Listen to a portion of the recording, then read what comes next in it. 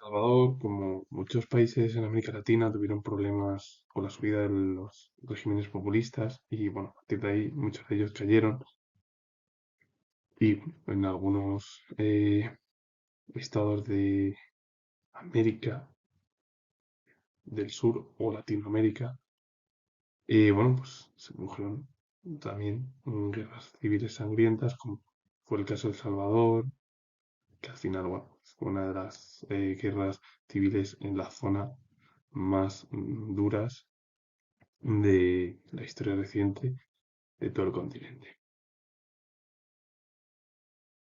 ¿Cuáles fueron los antecedentes del estallido de la guerra civil en el país? La violencia estatal y la represión de los gobiernos militares, la desigualdad y la falta de democracia fueron las causas del estallido del conflicto civil que experimentó la sociedad civil salvadoreña. Siempre hay problemas, que cuando hay una guerra civil siempre hay violencia de, bueno, siempre las autoridades.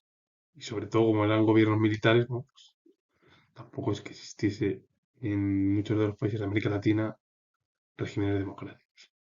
Y claro, al final, quien sufre más es la población civil, que son los que al final o los mandan a la guerra o mueren siendo inocentes y la única manera que tienen población civil de un país cuando está en una guerra es marcharse por miedo o temor ser asesinado o encarcelado. Entonces, al final, ¿quién son los que más sufren? La población civil. Y esto lo digo siendo historiador. O sea que cuando hay un conflicto, quien más sufre no es los gobernantes, ni los que mandan, ni nadie. Son los ciudadanos de a pie. El estallido de la guerra civil o conflicto armado estalló como un conflicto bélico en El Salvador. Se enfrentaron las Fuerzas Armadas de El Salvador, del gobierno, frente a los insurgentes del Frente Farabundo Martí para la Liberación Nacional. ¿Quién fue el frente en el cual, bueno, pues, que fue de Liberación Nacional? Mira, el Frente Farabundo Martín para la Liberación Nacional era un organismo de coordinación de las 5 organizaciones político-guerrilleras de izquierda que participaban en la Guerra Civil de El Salvador. El objetivo al final era intentar ayudar al pueblo, porque viendo además las autoridades lo que hacían con esas violencias por parte de los gobiernos militares, pues vieron ellos en una oportunidad pues para rebelarse y al final eh, es verdad que, claro, intentaron ayudar, pero muchos de los dos grupos mataron a gente inocente de un bando o del otro sin necesidad de, claro, sin necesidad de más ninguna porque se podía evitar el conflicto, pero claro, yo que soy historiador y además en el mundo de la filosofía se ve que es que el ser humano no es muy consciente y parece que lo que nos gusta es nada más que guerrear, dar problemas y luego al final no nos damos cuenta. Eso del mundo al final de la filosofía, la psicología, que en realidad es la sociología, es el comportamiento social de cada persona. Y somos una especie un poco extraña en sí y bueno, pues ese comportamiento es lo que al final provoca, bueno, pues brutalidades por parte de los seres humanos, sobre todo guerras, como lo que está sucediendo con Israel y Hamas, o hablar incluso de la invasión de Rusia sobre Ucrania porque aún una figura cree que es territorio, y vale, sí, yo lo digo, ha sido territorio en el pasado. Hace 30 años se independizaron como la gran mayoría de los territorios soviéticos. Hoy muchos de ellos están dentro de la Unión Europea, están también dentro de la OTAN, es decir, que tienen la defensa. Pero claro, lo que yo no entiendo son las barbaries eh, de la humanidad. Eso es lo que yo no entiendo. No me queda claro, siendo historiador, cómo es ese comportamiento nuestro. Hablando además de la filosofía y todo ello, es decir, o lo social, la sociología y el comportamiento humano es terrible para en sí una sociedad conjunta. Es mi opinión. Puede ser. Esto es mi opinión nada más.